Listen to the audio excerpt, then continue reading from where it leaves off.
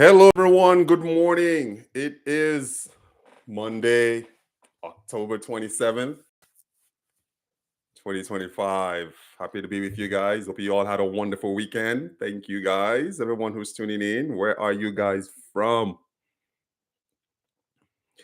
Where's everybody from? 9 people live. How are you guys enjoying the Telegram group? I really appreciate all of you guys. My name is Rich Mbarikat. Actually, before I get into my intro, I want to share the title of this session, and it's Can Starlink Solve the Wi Fi Crisis at Nigerian Airports and Airlines? Um, to get into it, welcome everybody again. I'm Rich Mbarikat, the trusted voice driving US Nigeria exports and investments. If this is your first time tuning into this program, I want you guys to consider subscribing to the YouTube channel so you guys are notified when I post content. I'm starting to really enjoy this long form live sessions because some of you are interacting and listening and watching the long form content while you're on walks, while you are running, while you are just maybe taking a trip to the airport and just hanging out, maybe in the kitchen, making a nice meal for your family. I want to make this thing easy for you guys to enjoy the content. So thank you for inviting me to your homes and listening to my content. I take pride in sharing as a Nigerian diasporan. I'm based in the United States, Las Vegas, Nevada, to be exact. So if you are in Nevada, you're watching this, or you're planning to come to Las Vegas and you would like to meet up for a cup of coffee, let me know. My direct contact, americat.com/contact. That's the best way to get a hold of me. So yes, consider subscribing to the channel, and also join our Telegram community. Download the Telegram app, search Mbaricat Group. That is where we connect daily on all things US Nigeria export, trade, and investment opportunities. As we find information out there that we think would be valuable to our audience, we will post them on the Telegram group. I also post just as much as I do on the Telegram group through our YouTube posts. So check that out um, yourself. Oh, sorry, check that out also. So our primary market is US Nigeria, but we also have audiences from all over the world that tune in: United Kingdom, North America, Ireland, Australia, Austria, Germany, India, Pakistan. You guys are watching all over the world, so we truly do appreciate that. So again, we're gonna get back to Starlink, and I want to share a little bit of a Starlink, not a Starlink story, but more of like a Nigeria Wi-Fi story with you guys. And I'm sure some of you can relate to this. Hopefully, if you can, let me know. Drop it in the comment. Drop your comments in the comment section. So about 2 or 3 years ago, when I was in Nigeria, I I took a cab. Well, not a cab. I took Bolt from VI, Victoria Island, and I was actually coming back to the United States. I was going to Murtala Mohammed International Airport. So I took Bolt. And as we were going, it came time for me to actually pay the Bolt driver. But as a result of poor internet connection during transits, I was unable to get the connectivity that I need to be able to complete the transaction. So it was just kind of getting timed out all the time. It was getting timed out, and I told the driver that he was going to get paid, obviously, to just be patient. When I get to the airport, I was going to complete the transaction once I get to the airport, which he agreed to. I gave him my card and I said, you know what, if for whatever reason you don't receive the alert or you don't get the money or what have you, this is my direct card. You can reach out to me. My WhatsApp number is there. Our website, obviously, our email is on the card. So I give the guy the information, my card, and he was okay with it, and completed the trip. Got out of the car, went into the airport, and all along, what was on my mind was, okay, I gotta get this guy paid. I gotta go ahead and pay this outstanding invoice or the cost for him to pick me up from Federal Palace Hotel in VI to Muritala Mohammed Airport. I think it was like 15,000 naira or something like that.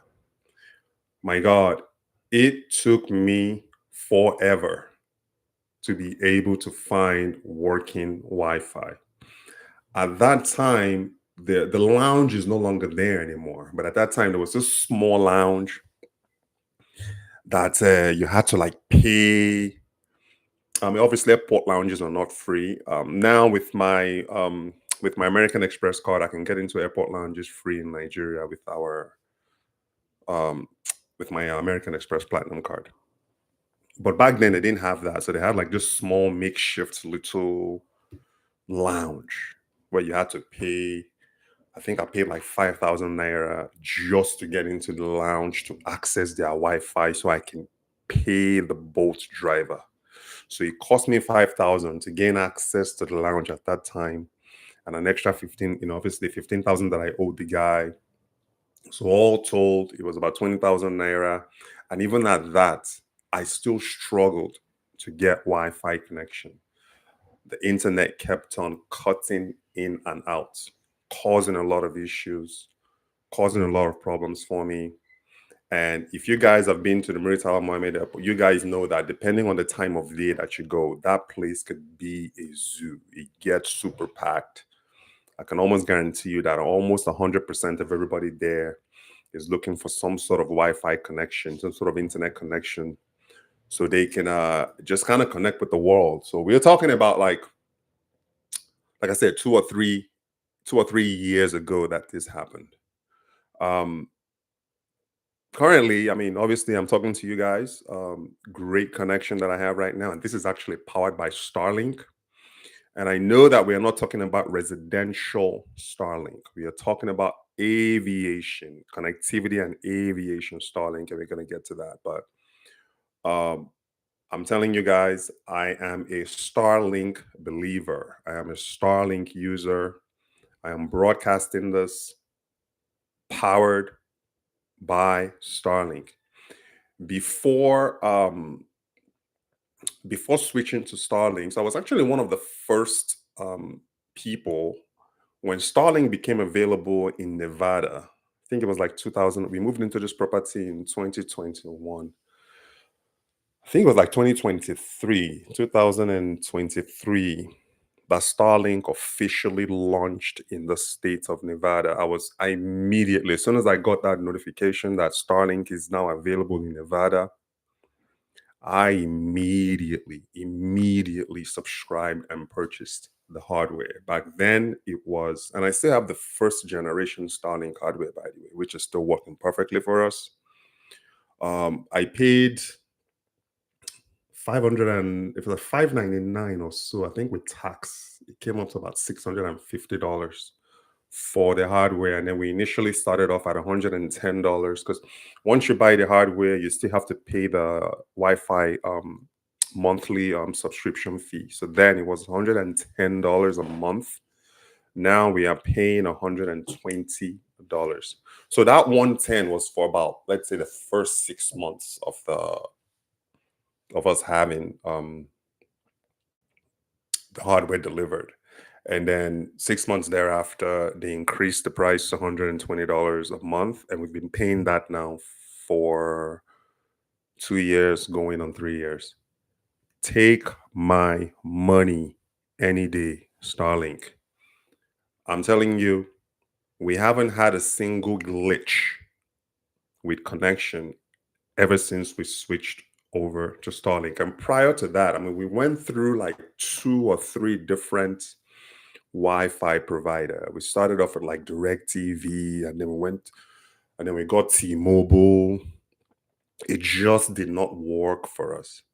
So the property that we are currently at is a 6,500 square feet property, three structures. So my office, where I'm recording this from, is a good 40 to 50 feet away from the main house. And the issue that I faced before switching to Starlink was, while we may have some sort of stable connection in the main property, I wasn't getting connectivity at all 50 feet away in my office. So the solution to that, when we started with, like I said, DirecTV, that didn't work for us. So we switched over to T-Mobile, and they wanted me to pay an extra. I mean, the price also is like relatively the same. I think T-Mobile was like $100 a month. So the solution was, in order for me to have connectivity and connection inside my office, I needed to buy some sort of like an extension pod, which they were retailing at the time for about $200. So, and I did all that, with my job and our business. It's very, very important for us to be connected and not have any hiccups, not have any poor connection, whether it's streaming, whether it's just overall internet connection. That is part of our business. So we ended up paying the extra 200, which I actually ended up selling.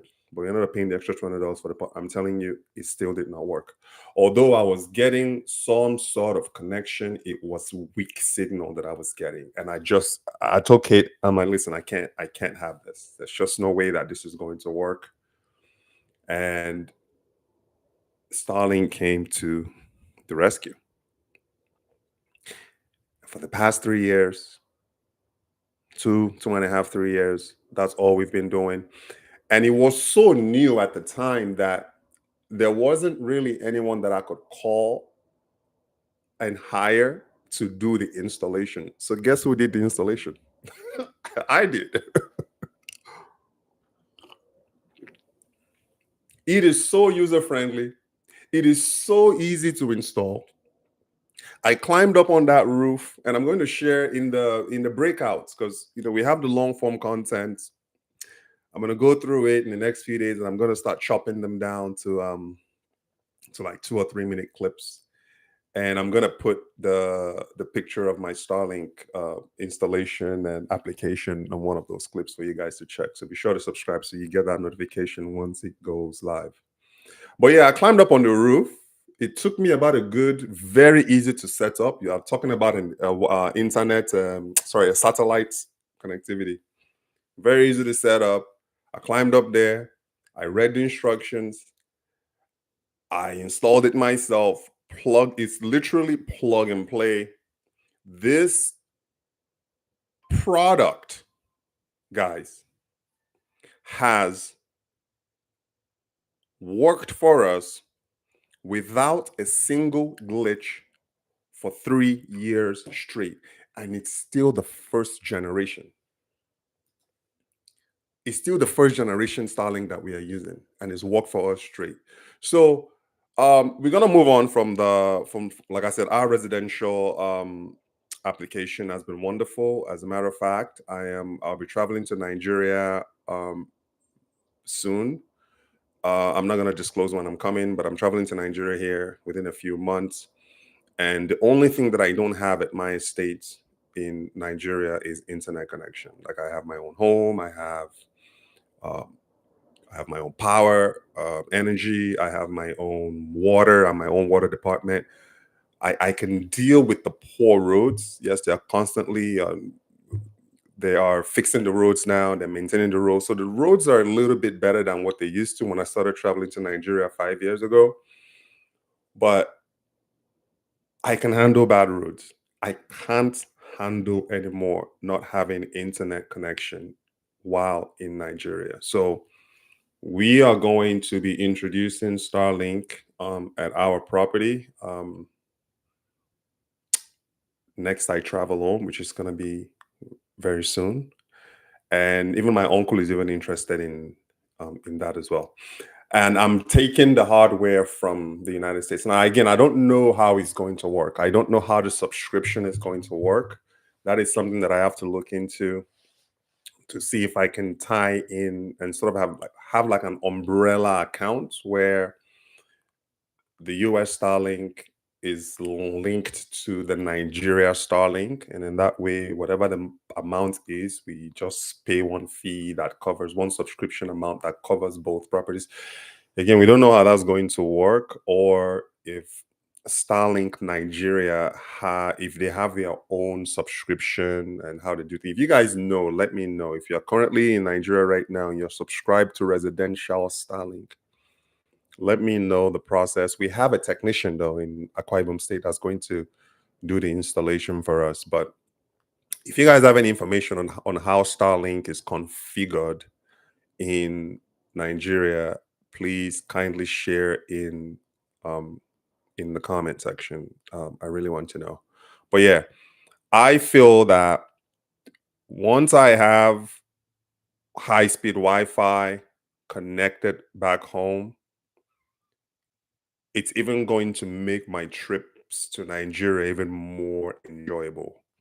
Because right now, when I'm in the village, which is where I stay primarily, and then when I'm coming back to Nigeria, it's actually when I stay in Via at the hotel. But when I travel home, I spend most of my time at my estate in the village. And there's a particular area of my property that I go to actually call my family. And it's on the staircase. Believe it or not, it's on the staircase. That's where I sit to call my family. And then again, it depends on the time of the day, too. You know, I realized that late at night, I would have to wake up at 2 o'clock in the morning, 1 o'clock in the morning to be able to have the cleanest internet access or connectivity as possible. It's usually around that time. But it's a problem for me because I want to sleep. I don't necessarily want to have to wake up at 1 to call family. And then another good spot is actually up the hill on one of my lands that I own in the village. I can literally do a live video call from there. I can do a WhatsApp video call. I can do a FaceTime video call because my family, we are linked. We are linked. Our carrier is T-Mobile.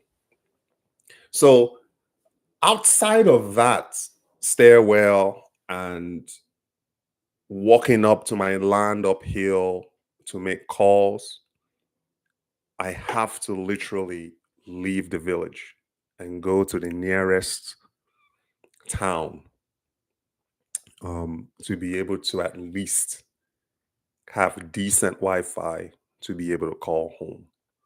I'm sure a lot of you guys, a lot of you in the diaspora, when you're traveling home, you probably face this situation. But Starlink is definitely something you want to look into for residential connectivity, also for commercial connectivity.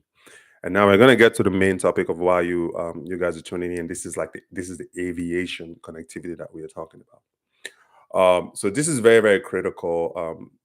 As you guys know, and as I've mentioned, if you've traveled to Nigeria, you know that Wi-Fi connection can be unreliable, especially at the airports during departures or arrivals. And we're not even going to begin to talk about airlines. We are not there yet. They just rolled out, and we're going to cover it a little bit about what Starlink is doing on a global spectrum, um, in the aviation and in the airline sector. So now in the United States, airport Wi-Fi, airline Wi-Fi is managed locally, and it's not managed through a federal agency. So each airport, I live in Las Vegas. We have the Harry Reid International Airport. So our airport here, what they do is they partner with local private companies like Boeing Go and AT&T or even T-Mobile to provide internet access at the airport. And how they monetize that is it's just through advertising. So AT&T will offer. I'm just using AT&T as an example. AT&T, or we can even use maybe even use even T-Mobile as an example. So they'll offer free Wi-Fi at airports or inside airlines, and in exchange, you would have to provide your email address. That's the data that they're looking for. Your email address in order for you to be able to access it. It is so smooth, it is so easy. That's the way it works here in the United States. It's a very, very decentralized system. Okay. Whereas, and then as far as the FAA go, the Federal Aviation Authority of the US, all they do is just handle air safety. They don't do anything with passenger Wi-Fi. They don't get involved in that. All they care about is just air safety, obviously airport safety, because since 9/11, the federal government has taken over airports in the United States. So the moment that you step foot in any airport in the United States, you're essentially stepping foot on federal land and federal property. So, and that happened uh, as a result of what happened with 9/11. So, federal government is basically all over it right now. So, they just want air safety. They want travelers to be able to enter in and out of airports safely. But as far as like the Wi-Fi is concerned, that is handled privately between the carriers, the service providers, and also the airports themselves. Unlike Nigeria, where we take a more centralized approach, and then you may wonder which agency is responsible for providing Wi-Fi in Nigeria. Which federal? Can anyone tell me? If you know the answer to it, go ahead and put it in the chat section. Which federal agency is responsible for Wi-Fi at Nigerian airports? So you have two. Is it the FAAN, FAAN, the Federal Airport Aviation, or the Federal Airport or Federal Aviation Authority of Nigeria? The second agency, it's called NAMA, the Nigerian Airspace Management Agency. So there was a little bit of a confusion of which particular agency is responsible for Wi-Fi applications across Nigerian airports, because you had FAAN, FAAN, and NAMA basically going at it. There wasn't really any clarity on whose specific role and responsibility it is to provide Wi-Fi. So the minister for aviation actually did clarify that. This wasn't too long ago. So as of right now, NAMA, Nigerian Airspace Management Agency, is now officially responsible for providing Wi-Fi at Nigerian airports. This was announced by the Minister of Aviation. I'll probably say about 3 months ago. So there is no confusion anymore. It's not FAAN. FAAN is not responsible. It is strictly NAMA. And that is the problem that we have right now is when you have a centralized approach like that compared to a decentralized system that the United States has, I think that is also what is contributing to the poor Wi-Fi connection at our airports in Nigeria. I mean, guys, it is bad. If you travel as much as I do, I mean, I've been all over the world. I travel to Nigeria quite regularly. It is, you are literally counting on the Wi-Fi data on your phone in order for you to be able to connect. That is just how bad it is in Nigeria. So, uh, this new directive by the Minister of Aviation clarifies exactly that. NAMA oversees public and official airport Wi-Fi through FAN. CJ fan. No, it's not fan. No, it's Nama now. It's very bad. Do you go through Lagos? Yes, I do go through Lagos primarily. I would say like in the last 20 years of traveling to Nigeria, I've only gone through Abuja once. I've only gone through Abuja once, but now I pass directly through Lagos, and I generally don't even stay in Lagos.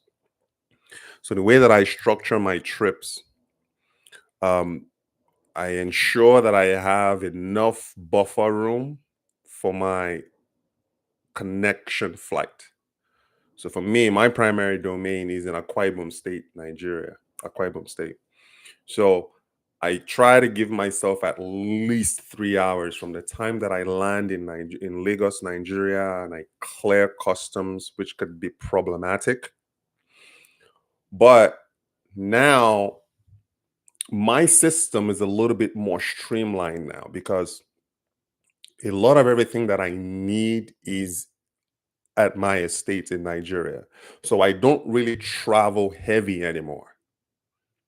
Now I travel with literally my backpack. And some of you might be wondering, wow, really? I'm like, yes, I travel with just my backpack now and a carry-on luggage because I don't want to deal with having to check a bag in.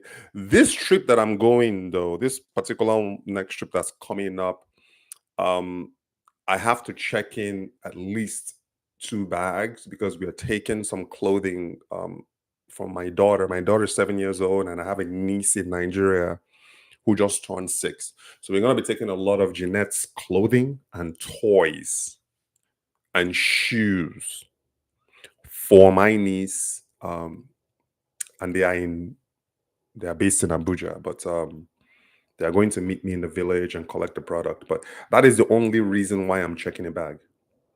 Otherwise, other than that, I travel very, very light. And I'm telling you, it's been a game changer for me. Uh, just taking uh my um my backpack and also my carry-on. As soon as I deplane and get off that plane, I clear custom straight. I grab something to do I grab something to eat at international? No, no, no. I wait until I actually get to local airports, which is not too far. It's like a 10-minute drive from international. And then I grab something to eat at the local airport and then proceed to then um, connect my flight from Lagos to Akwa Ibom. And even then, the so-called airport lounges at local airports is even laughable. You still can't get high-speed internet connection. It's very, very difficult. It like cuts in and out, super, super slow. So yeah, Nama overseas, but through FAN. So it's like a collaboration. They go through FAN to be able to provide private internet access that you have. And again, I wonder if Starlink were to get involved in something like that, how it's going to work. Because I don't think that those guys can sit there and tell Elon Musk what to do. So I don't know how that is going to work out, but it's definitely something that we need. So I'm going to break down this in a few talking points here. We're going to talk about the connectivity gap in Nigerian aviation. We've actually touched on a little bit what Starlink is doing globally. I'm going to share a little bit of what Starlink is actually doing in the United States first, and also globally. The potential impact on Nigerian aviation tech, high speed technology with Starlink, implementation challenges and regulations. We're going to close with the bigger picture. So about a week and a half ago, Starlink just partnered with United Airlines to provide Wi-Fi on all United Airlines domestic planes. So you think about it, you're at 35,000 feet in the air. You can power onto your Starlink uh, connectivity, and it's as if you are down in your living room. It is that powerful because they sent up some journalists up there to go and test the connection. And yes, so United at the moment is the first commercial airline brand that Starlink is currently working with. I personally fly with Delta. I was just in Lagos for 3 weeks and made a big blunder by relying on Wi-Fi to get any work done. Well, listen, the CJ, congrats for going to Lagos. I know you are based in Canada. How was it, by the way?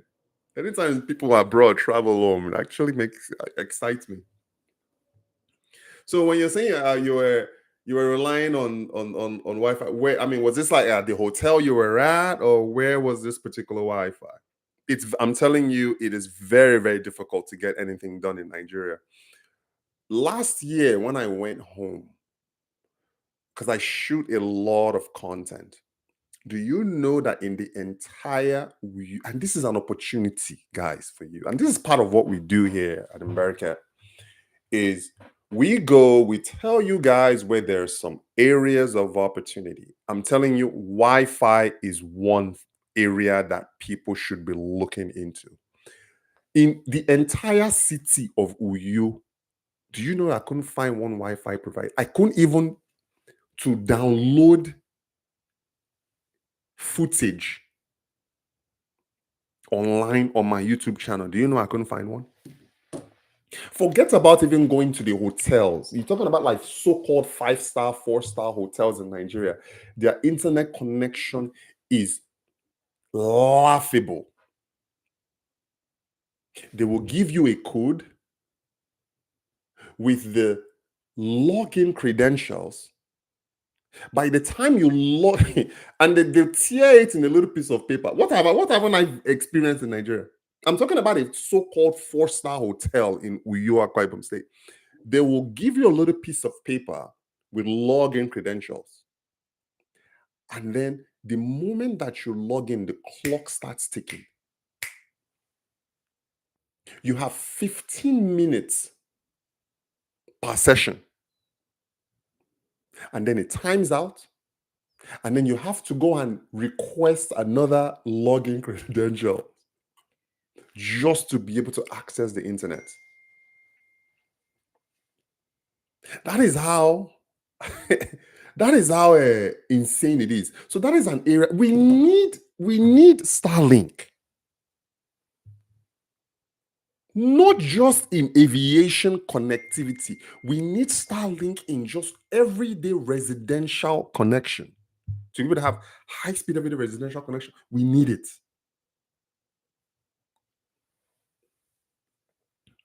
Airbnb, how is that, by the way? Mainland to the near family. Okay, mainland is actually doing well. I hear Ikeja is hot right now. That Tony Street. Well, Ikeja has always been GRA. That area has always been a mainstay. Even back then when I was in Nigeria. I hear that now it's actually giving VI a run for its money.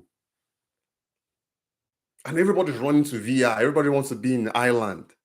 But there are some places right now in Lagos mainland that gives VI a run for its money. Omoli Estate, Ikeja GRE, Magodo Ikeja, that's a hotspot.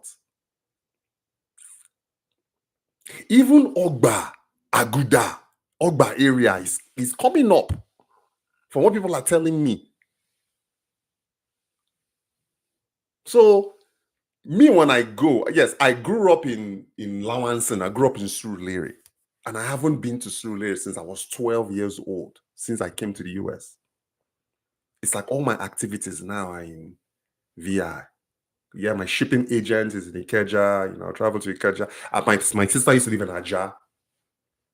Sorry, Ajawa Estate. So this Airbnb, did the Airbnb, what kind of internet did they have? Oh, eSIM, that's not going to work. Hotspot, nope, it's not going to work. We need Starlink. I've tried all those as well. And I'm pretty sure that the Airbnb that you are in didn't have just had like basic local internet. I'm proud of you. Good luck. So, what did you go for? Did you go for business or did you go for pleasure?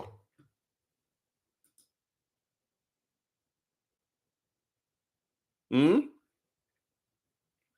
So, the question is this, guys. Can I want you to type this in Wi-Fi if in the chat. Can Starlink revolutionize aviation in Nigeria? I think CJ, you've already said yes. And why isn't Nigeria doing more? Why isn't Nigeria doing more in technological investments and technological projects? You see all these guys going out, and it's like every time that they are doing projects in Nigeria, it's always road, flyover, bridge. What is Nigeria's infatuation with flyovers? These are basic things there in the United States. But it seems like when they're going out there and they are courting all of these investors, bringing all these foreign direct investments into Nigeria, it seems to me, correct me if I'm wrong, but it seems to me that probably 90% of that is going through just road constructions, development of buildings and hotels. You guys, you love your buildings and you love your hotels. And there's this thing about flyover bridge, and everybody's getting together. And then you see all of this selling. And I always wonder, why does everything have to be a production? When they are commissioning a road, you see all these people gathered, they are cutting the ribbon, and it's like a big deal. I kind of wonder why is that even necessary? In order for us to really tap into the international marketplace, yes, don't get me wrong, we do need good roads. If putting up a flyover makes it easy for people to be able to shorten the time of their commutes, we also need that. But you rarely hear about technological development, infrastructural development like high-speed Wi-Fi. We live in a connected world now.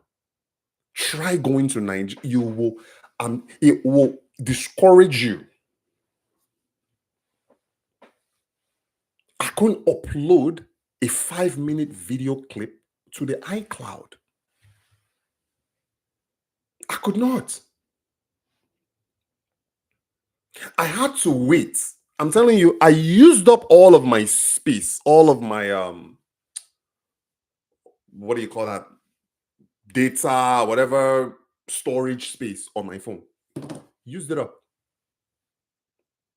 And I still had a week left in Nigeria. Do you know the kind of withdrawals I went through? I couldn't move footage. I couldn't take any more pictures.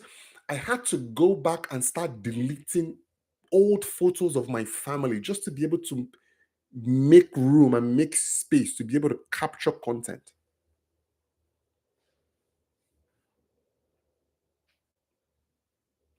We gotta have it. Particularly, again, residential, commercial. We need Starlink connectivity for sure. As far as like aviation goes, yes, I know Nigerian aviation is not as robust as US or Canadian aviation system. I know that.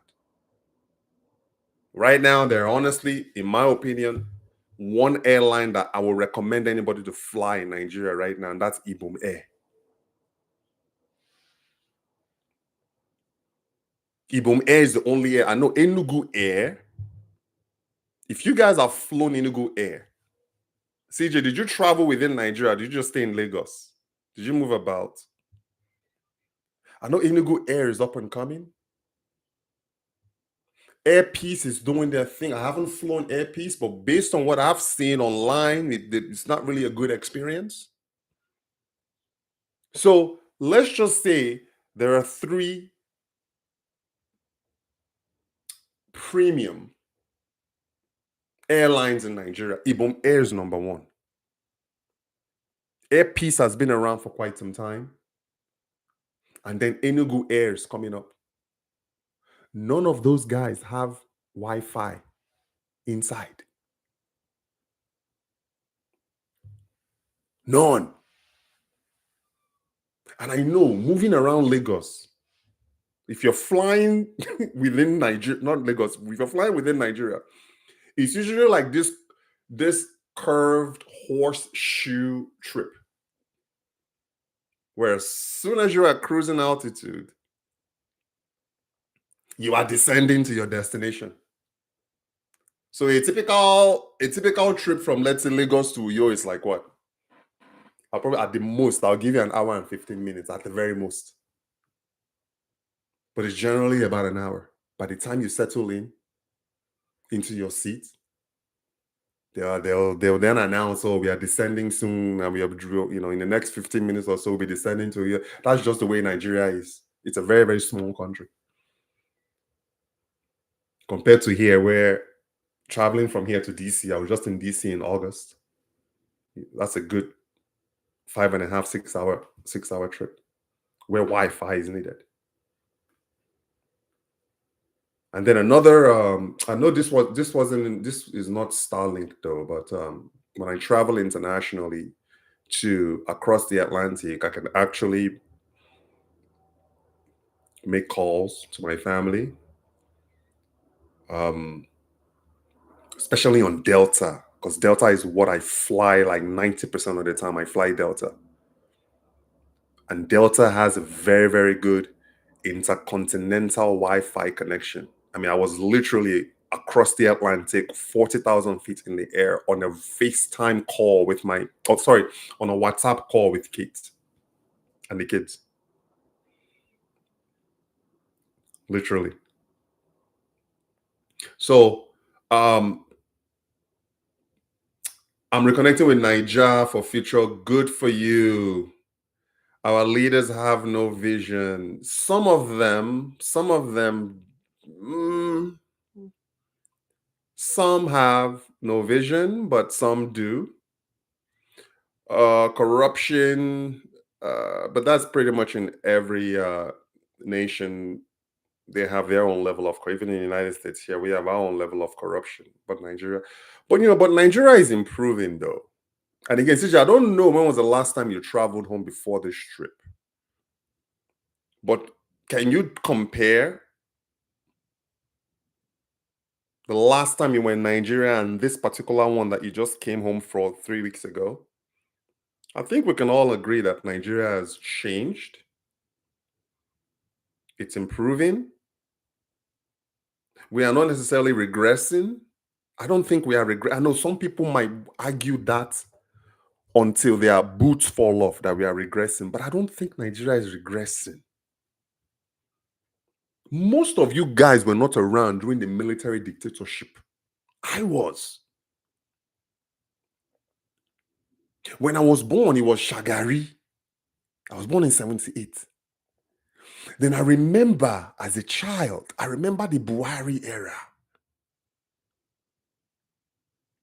And then I remember the Babangida era.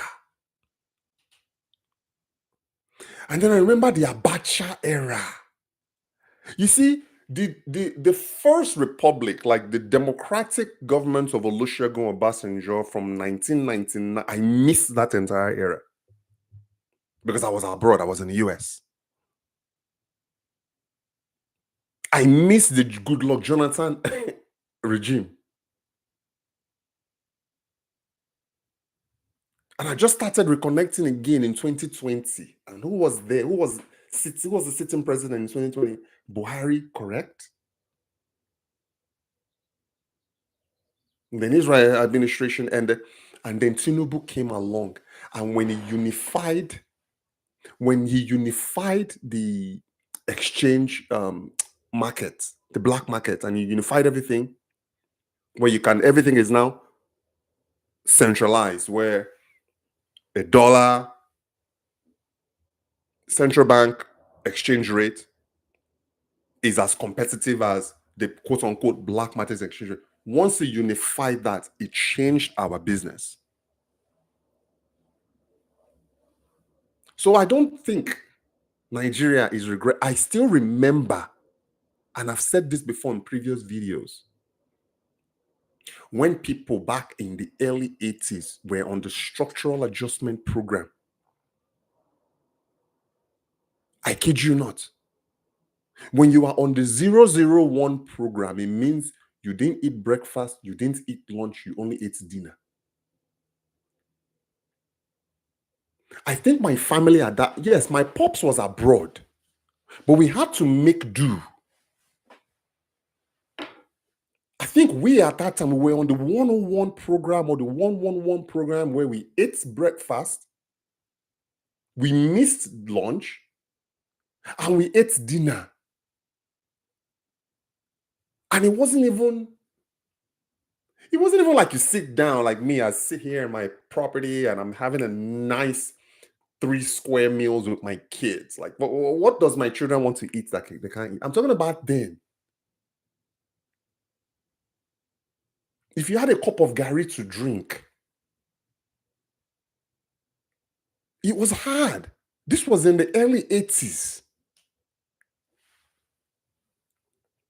I understand today, people are still struggling to eat basic 3 square meals. I don't know what a cup of gari is being sold for today.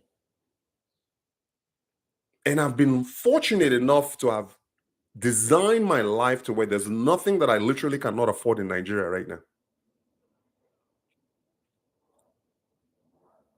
I can eat anything I want. I can feed who I want. Now it's a matter of if I don't, it's because I don't want to. But if I really want to do something, there's nothing I can't do. So again, it depends on who you ask.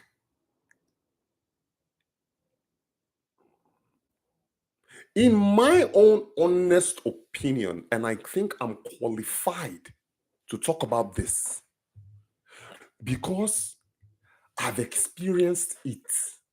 Most of this generation, millennials, you guys missed the military regime of Nigeria. Go and sit down with some of your elders. For those complaining, go and sit down with some of your elders and ask them to tell you pre-democracy.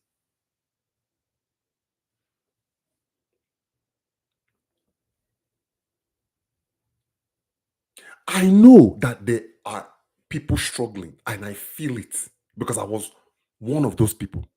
I know there's still hardship, but the point I'm trying to make is again, it depends on who you ask because you ask this person, they might say, no, Nigeria is not regressing. You ask this one person, they might say Nigeria is regressing. There are even some people right now that are saying that Nigeria is worse off than it was in 1960. But me, I can only speak my own experience and my own observation. But another thing too, CJ, is not everybody that's in the diaspora is also doing well. Oh. There are a lot of Nigerian diasporans right now that are working 4 jobs. Some of them are paying alimony. Some of them are paying child support. Some of them have the weight of their extended family in Nigeria on their backs. And then the little that they have to scrape by is what they are using to stay afloat here they don't have any reserves to invest in Nigeria. There are a lot of diasporans like that. But unfortunately, shame will not let them be honest with you. And pride will also not let them be honest with themselves.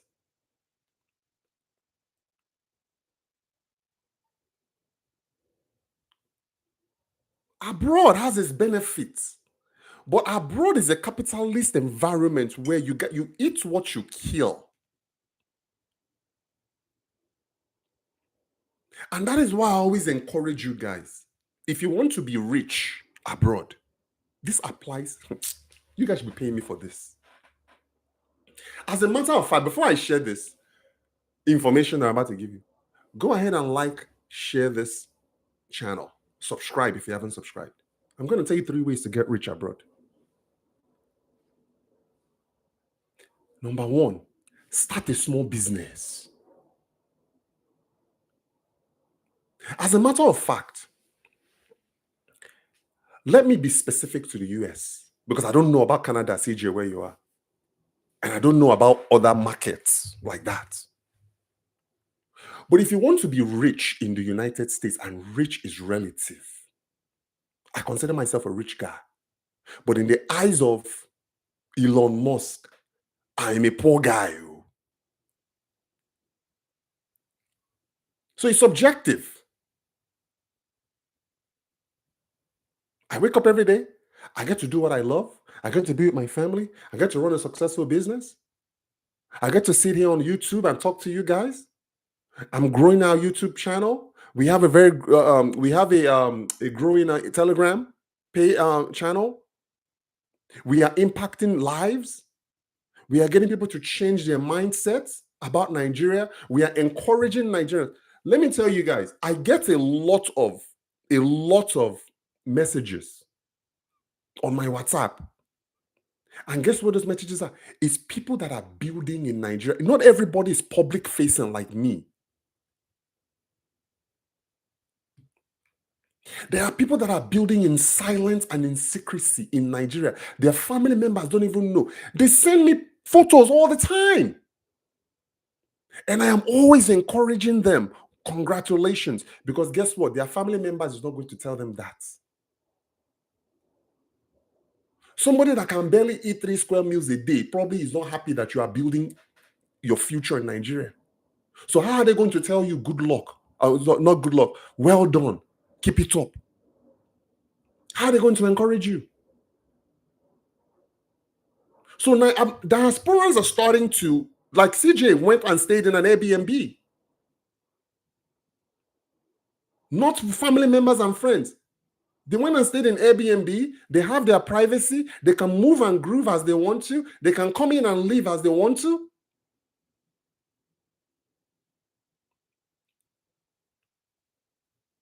So there are a bunch of diasporans that they could be doing well, but they are trapped in the Nigerian system. I know somebody like that right now. She is 65 years old. She told me, Richard, I can't carry this load anymore. I've been carrying this load for 30-something years. Do you know what that load is? She's feeding everybody in Nigeria. She's paying school fees in Nigeria for people. She's paying apartments in Nigeria for people. And these people have become dependent on her for their basic everyday needs. And it wasn't until recently, she's been in America now for 30-something, it wasn't until recently that she just bought a condo. That's the only thing that she has to say she owns.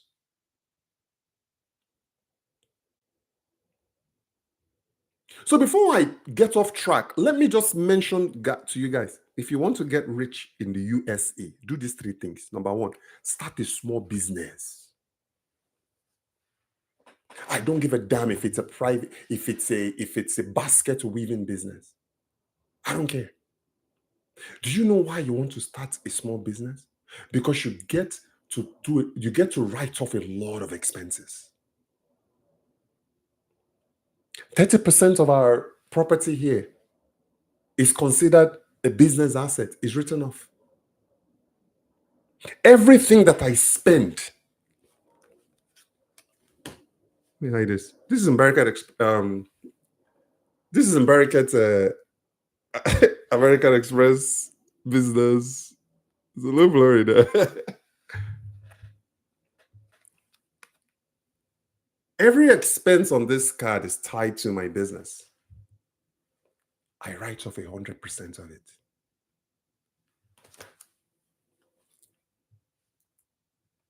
You want to start a small business, register a small business. Get into exports. It doesn't matter what kind of a business it is. Is it a hair business? Is it a tailoring business? Start a small business in the United States today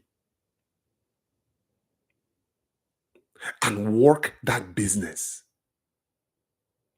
Most of you are not going to be able to go full time like I am full time.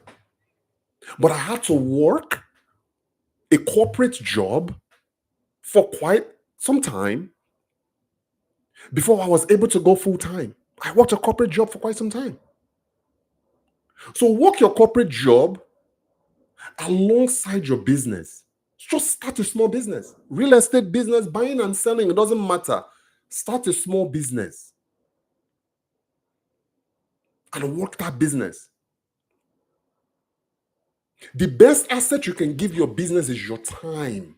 Let me tell you the difference between today and when I was working corporate. It's like now, since I've gone full time, 24/7. It's a beautiful thing, guys.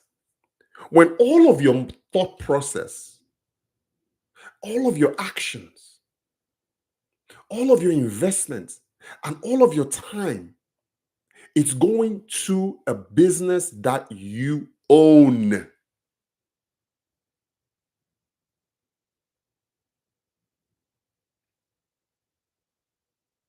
The compounding of time alone, think about it. Even people with a normal job, even when I had a demanding job, I was in corporate, and you know how corporate America is, it's not a joke.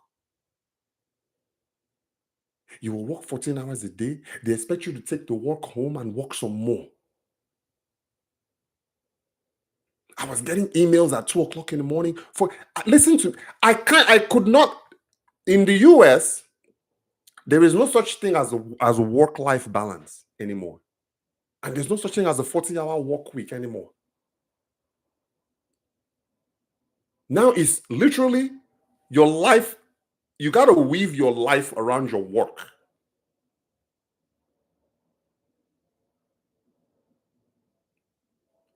In the US corporate space, you got to be all in. Otherwise, you're not going to make it. So, alongside your work, keep your job. I'm not saying quit your job, don't do it. Keep your job, but start a small business alongside your job.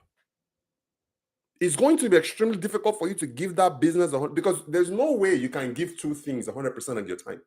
You just can't. So you do your job,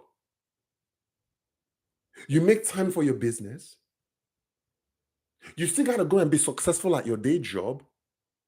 As you grow your business, eventually you are going to come to a point where you're just going to have to make a decision and just let the job go so you can focus on your business. Some of you may not get there. Thank you, Kelsey. Where are you from? But start a business. That is the number one way. Number two, invest in stocks.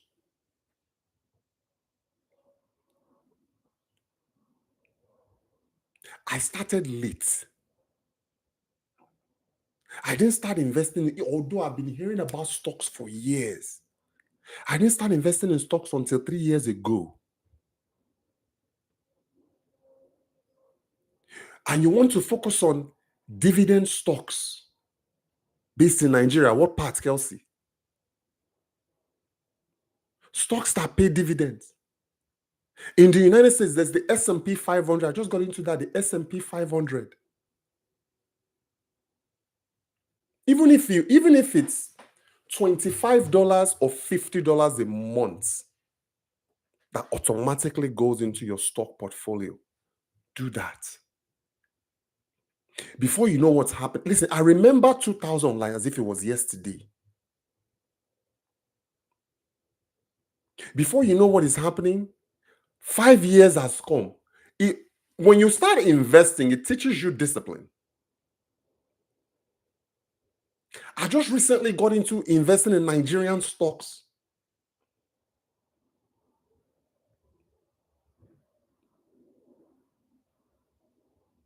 Start investing in stocks. I've talked about these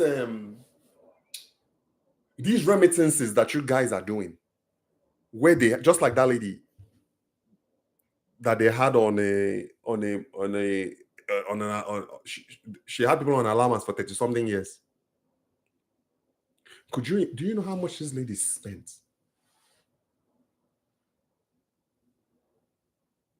to take care of her brothers and sisters who refused to work back home? Imagine if you put that money into stocks. It doesn't have to be much. You don't even need to don't chase unicorns. Unicorns are like all these fancy stocks and index funds and these fancy, sexy companies. Do basic stocks like Walmart. Do you know how I know? Because I worked at Walmart. I was a project manager there. There is a Walmart store within a 10-mile radius of every 90% of the American population. Walmart is a company that is part of the American fabric. You can't say America without saying Walmart. You see, these are not sexy companies. But the stocks are not going anywhere. We are fortunate for those in the US. In the past 50 to 75 years, the United States of America has been the richest nation, maybe in the last 100 years, in the last century. Name one other nation that's richer than the United States. This is the richest nation on the face in humankind, in history, the US. Every single day, people wake up every day to make sure America doesn't fail. And as America grows, your business grows with it. As America continues to grow, your stock portfolio grows with it. The United States government, it doesn't matter who's sitting at that seat. They can never, ever allow the United States economy to go down. Ever. So if you have heard about US interest, you hear this a lot. US interest, US interest. We're protecting US interest. We are furthering US interest. It's for a reason. America is only going to continue growing. America is not going to stop. And as America grows, they say a rising tide lifts all boats. A rising tide lifts all boats. As America grows, your investments grow with it. So you got number one, start a small business. Number two, start investing in stocks on a monthly basis, even if you're putting $25 in. Automatical deduction, automatic payment every month into the S&P 500, because you can buy fractional index funds with S&P 500. I think right now it's like $230 something per share, but you can do fractional investments, meaning you can put $25 in every month. Just set it and forget it and see what happens for you in 5 years. The third one, if you want to be rich in America, start a small business. Number two, invest in stocks and index funds. And number three, invest in real estate. Real estate investment doesn't always mean you are buying apartments or a duplex where you rent one and live in one, or you have a fourplex or a fiveplex or a sixplex. It doesn't mean that. Invest in the place that you lay your head. Living in an apartment is not an investment.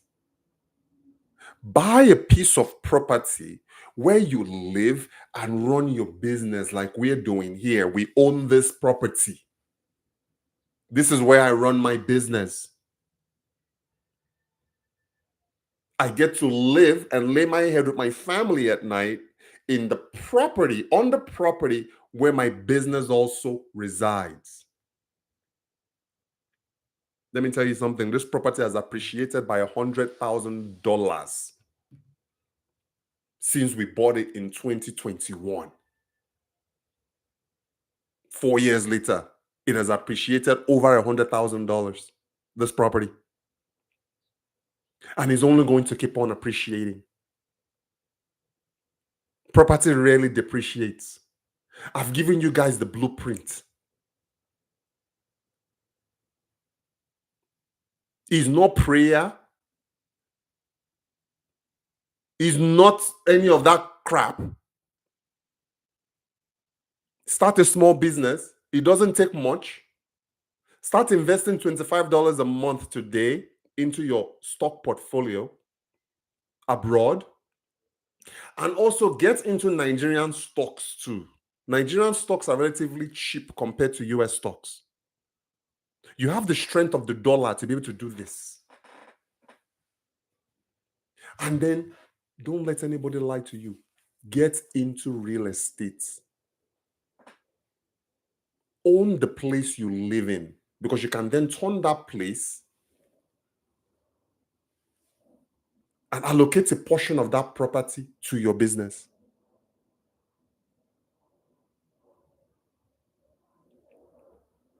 That's the 3 ways you can make it. And you don't even have to be abroad to do that. You can apply those same wealth principles to Nigeria. I didn't say go and rob. There's no talking about corruption, this and that. It's very simple. Start a legitimate business. Invest in dividend stocks and index funds. And own some real estate. Kelsey, you are based in Akwa Ibom. Uyo precisely. The work there takes me to Kano, Abuja, and Lagos. So you travel quite a bit. How do you like Ibom Air? I know you probably fly Ibom Air, Kelsey. Thank you for finding the channel. Be sure to subscribe. So I've given you guys game. Do those 3 things. And you are going to be okay. Yes, I went off track here. But back to what we're talking about. And I'm not gonna, because I'm already an hour, 8 minutes into this. So I'm gonna be wrapping up. But in my opinion, Nigeria can definitely partner with Starlink to grow the aviation, airport, airline connectivity, because we need it. We can't do this in and out, choppy connectivity. We just can't. For you to not be able, I don't know how Nigerian YouTubers do it. I don't know where you go to upload your content on YouTube. I don't know how you do it. But from my experience, I know Kelsey, you and Akwa Ibom there, I could not find high-speed internet in Uyo to be able to upload 5 minutes of footage from my phone to the iCloud.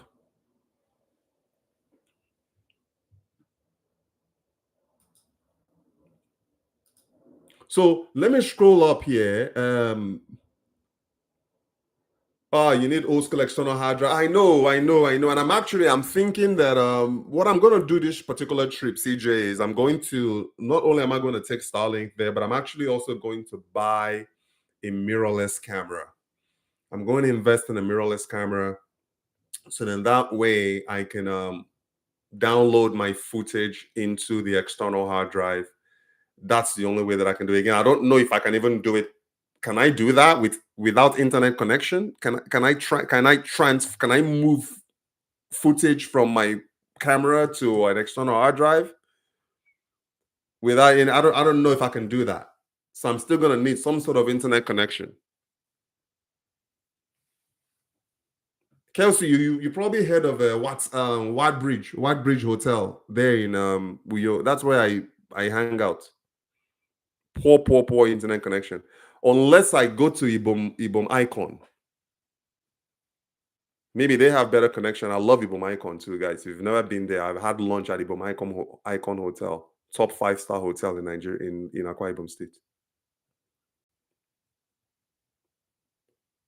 Yeah. So yes, thanks for that. External hard drive. Although I'm actually spoiled, guys, in a way that I've gotten used to traveling light in Nigeria now, as light as possible.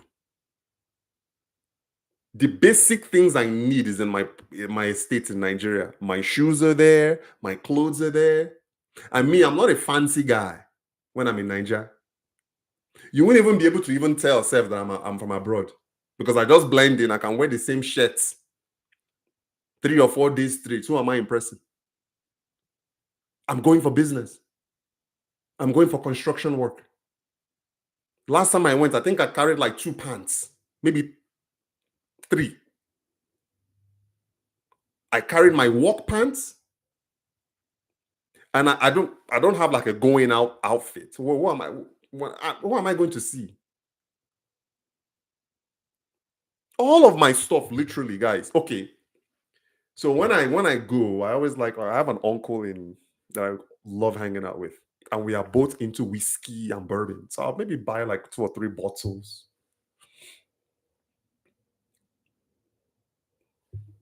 That's it. That is how I roll. I'm very, very light. I don't move around with heavy stuff. I'm gonna yes, this trip, yes. As a matter of fact, I may not even check in bags. I may just send the load, ship the goods to them. So in that way, I continue my routine of traveling light when I'm in Nigeria. Just my backpack and my carry-on.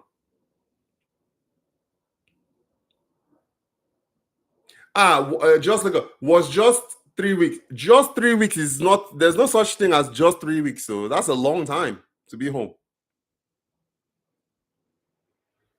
Enugu Air is coming up. Small improvements. That's all you can do. On this channel, do you avoid political discussions? I'd love to discuss a vision for Nigeria's development and diaspora involvement. Look, I'm not entirely opposed to it, but I'm just not a political person. I'm a businessman. And if you want to be a successful business person, there's another tip I want to give you guys. 'Cause I know a lot of you are investors or you're aspiring entrepreneurs. Stay away from politics and stay away from religion. These are private conversations. You don't want to have these conversations publicly because those two, politics and religion, they're the only two things that people are hardliners about. It's black and white. You are either red or you are either blue. You are either Christian or you are me. I love everybody. I don't care who you are. I don't care what your religious background is. Tune into Mberiket. You could be a Muslim, a Christian, an atheist, a Buddhist, a devil worshiper, a witch, a wizard. Come to Mberiket. It's okay.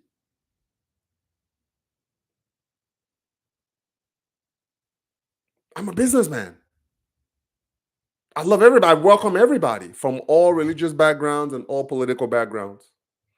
I mean, I touched a little bit about again, this is just my own personal opinion. I think that the current administration in Nigeria, while not perfect, I personally think that they're doing a good job, especially with the removal of the fuel subsidy, because there was just no way that Nigeria could afford to keep paying those subsidies. And I know that some of the gains of the fuel subsidies is what they're using right now to develop roads and infrastructure. I know that for a fact. I would like to see some of that amount though go to technology infrastructure development. Because you guys can remember before that fuel subsidy was removed, a liter of fuel was it like 150 naira or something like that? Wasn't it?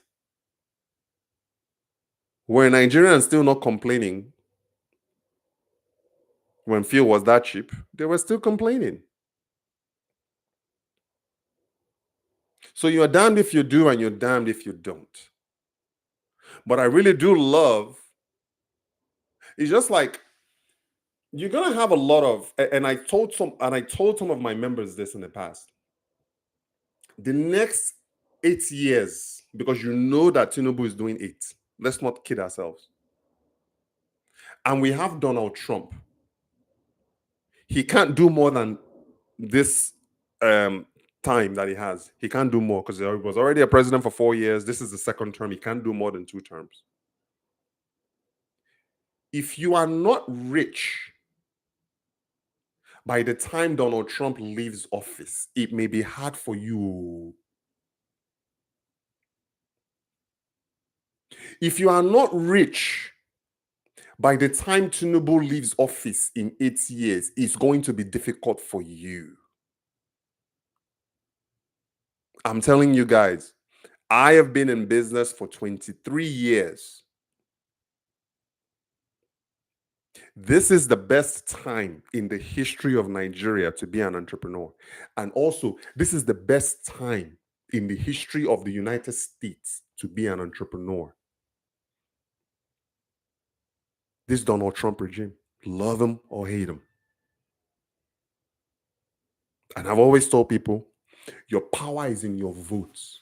I voted as a US citizen, just like every other US citizen with the opportunity to vote. And I picked a candidate.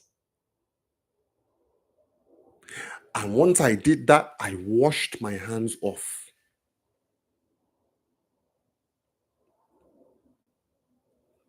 Because I have exercised my lawful civil rights as an American citizen to be able to select the leader that works for me. Sometimes my candidate will win, sometimes the candidate will lose. But either way, I have done my part. A lot of Nigerians are selling their rights for a bag of Indomie noodles. I've heard this story before. We're doing election, they will come, they'll start giving you guys bags of rice, bag of gari, bag of Indomie, and then they'll say, vote for me. So that is like the extent of my voice, if I want to call that, in politics. Because the reason why we don't discuss it, or I don't discuss it on my YouTube channel and also in the America Telegram group, is because it can go left very fast. It seems like there's a lot of grievances in the political landscape, whether it's in the United States political landscape or the Nigerian political landscape, there's a lot of grievances in those landscapes. And everybody has the right to voice their grievances. But as far as me, I'm concerned, my mindset is pro-business. I am just an entrepreneur, true and true. You like to connect with me, Kelsey, beyond YouTube. In what way? I'm a busy man. I don't have time. As a matter of fact, visit America.com, Kelsey, and join our Telegram group if you haven't done so. But yeah, I mean, if you're connecting me, if you want me to consult, like I don't know what you mean, but I am extremely busy. But anyway, hope that answers your question. But again, CJ, feel free. You can always post a discussion. We can always chit chat about it. But I'm always going to be I'm always going to be gray about how I approach politics and religion. As far as diasporans too, guys, NIDCOM, the Nigeria in Diaspora Commission, go to their website, NIDCOM, nidcom.com.ng. There's a lot of programs there for the diaspora. Some of you are not even aware. There's a housing scheme for the diaspora, which we have explored, where they will actually, as a diasporan, you can obtain loans. There's some properties in Nigeria that you can buy either as a primary residence or even as an investment property. So there are all of these schemes and programs for the diaspora that they don't really advertise or push. But NIDCOM is the best platform.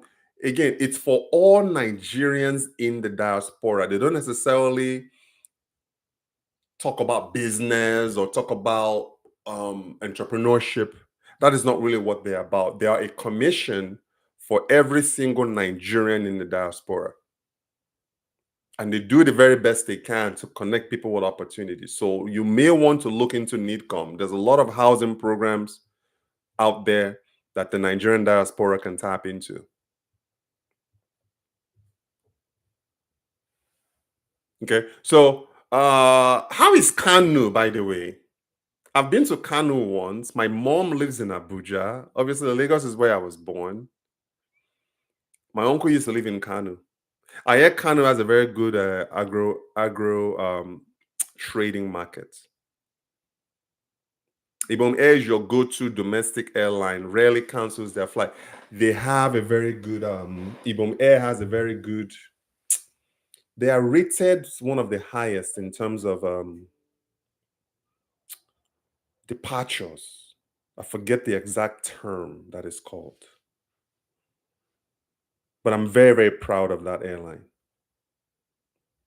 I think they should actually look into Starlink, to be quite honest with you.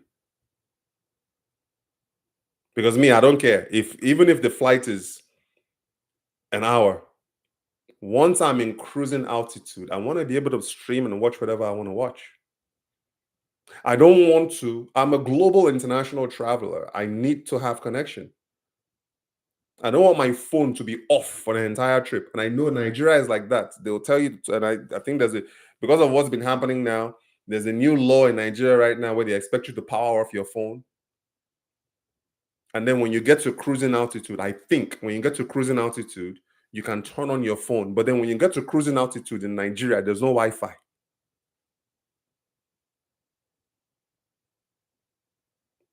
When I travel from Vegas, I'm in Las Vegas. Los Angeles is only about an hour away. As soon as, yes, obviously when you are taxiing and you're taking off and landing, they want your phone to be on airplane mode, which I think Nigeria should probably do. People don't need to power off their phone. It's 2025. Phones can be on air. That's what the airplane mode is for. Tell passengers to kindly put their phones on airplane mode. Very, very simple. They don't need to turn off their phones. We are not in 1950. Have an airplane, everyone has an airplane mode on their smartphone. And then once you reach cruising altitude, here it's like, I think it's like 10,000 feet and up. You can then connect to your Wi-Fi. In my case, because I fly specifically, I'm primarily on Delta, I have free Wi-Fi through T-Mobile. And I get good connection. And I get to cruising altitude, watch the programs that I want to. As a matter of fact, that's where it's going now. In the next 10 years, you're not going to see in-flight entertainment anymore on the headrest of airplanes. Now it's going to be in the next 10 years in global aviation, it's going to be in-flight entertainment, meaning all of the apps you need is going to be on your phone. Just connect on your phone or your iPad.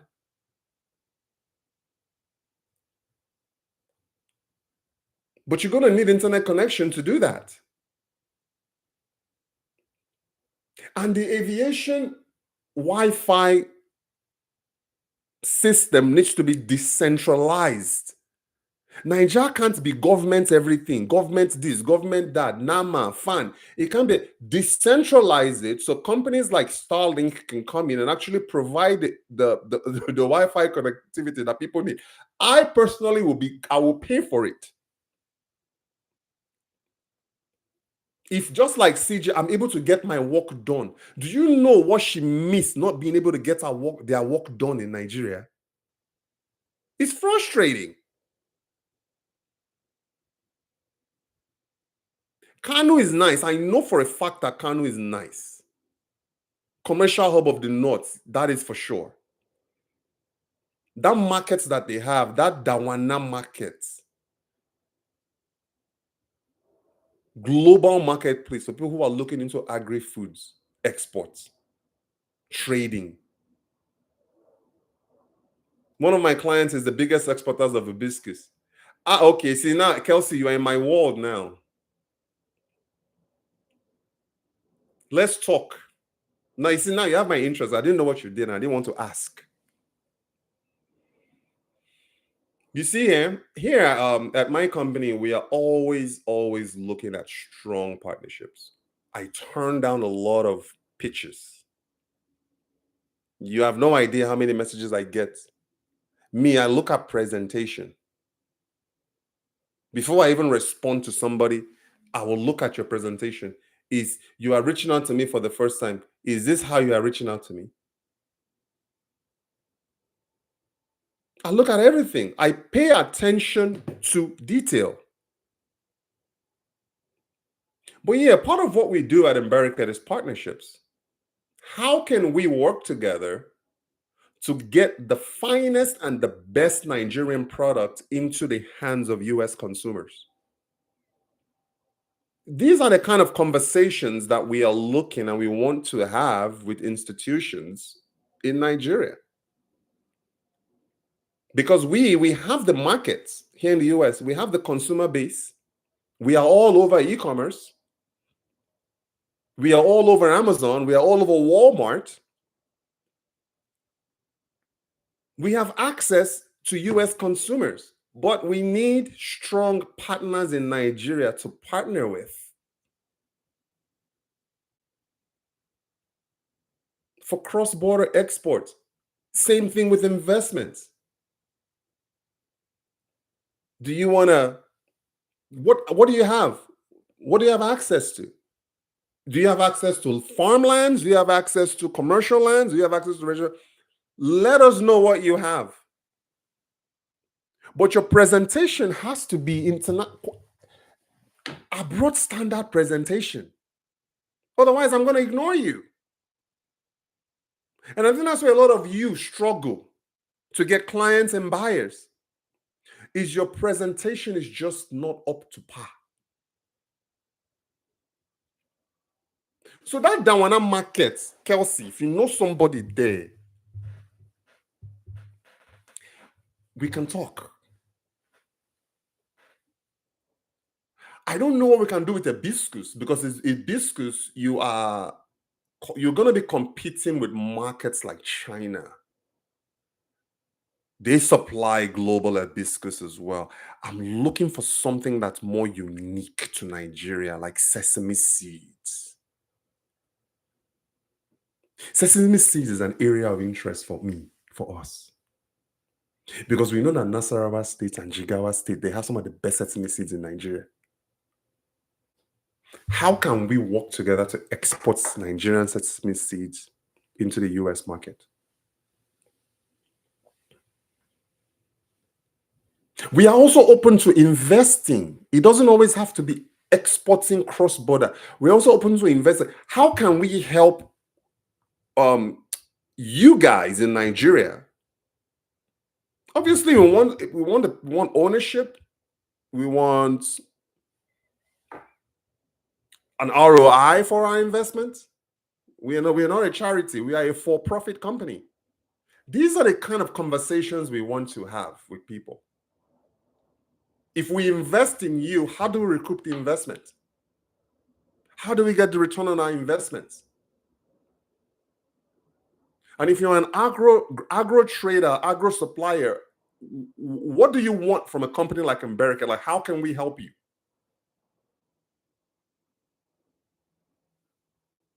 I don't just have people, I know families who cultivate sesame seeds on commercial basis.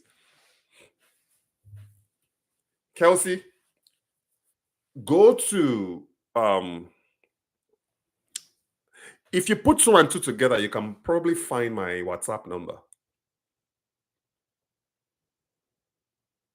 If not, go to america.com/contact, message me there, and we can chat via WhatsApp to see what we could. Again, no promises. I don't promise any partnerships. I don't promise. Like, I listen. I actually listen more than I talk. You guys hear me talking here on what on YouTube. You think I talk a lot? I actually do a lot of listening more than I do talking. So yeah, Kelsey, let us chat and see where we as a company could be of value to you in Nigeria and vice versa.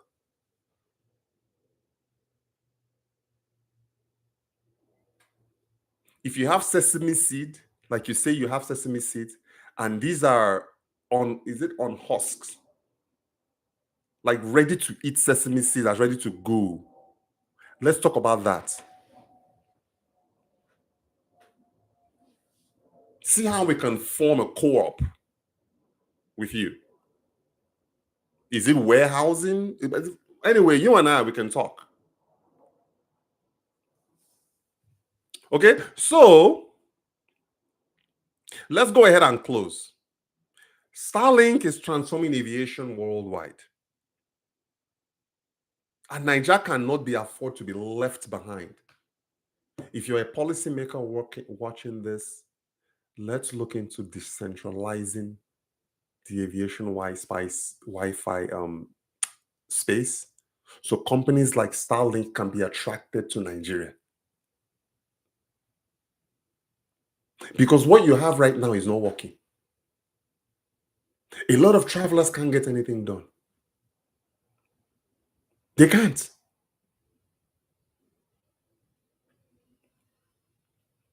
When they come to Nigeria, when they get into Nigerian airports, they can't get anything done. There is some cases where I can't even book what do you call it, bolts, because I don't have Wi-Fi connection, and you need Wi-Fi to be able to connect.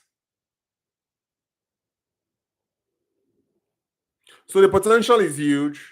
Again, I want to tell you guys, join our Telegram group. Go on Telegram and type in Mberiket Group.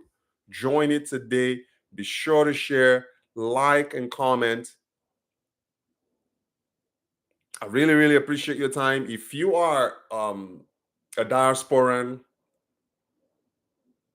and you need information on how to enter the Nigerian market, or if you're a Nigerian brand and you're looking for guidance, advice, consultation on how to penetrate the United States market, that is what our company is for.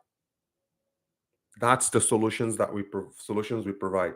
These are some of the problems that we solve. And if you are a brand, I shall put this before I go. If you want to partner with us in terms of branding and advertising, and this goes both ways, whether you are a US-based brand looking to reach Nigerian consumers, or a Nigerian brand looking to reach you as consumers, let's have a conversation on how we can give you all of the visibility that you need in both markets. It could be through brand partnerships. It could be through sponsorships, whether you're sponsoring a podcast. It could be through it could be through sponsor shout out. If you have a business, we can create something around your brand to give it visibility. You guys need that visibility across both markets. So contact me at america.com/contact. That's the best and easiest way to get a hold of me. So thank you guys for watching America Live. We are bridging US Nigeria exports and investments. We are not just talking the talk, we also walk our talk. Don't forget to like, share, comment, and subscribe. I will see you guys in the next session. Um, thank you, thank you, thank you. Have a good one, guys.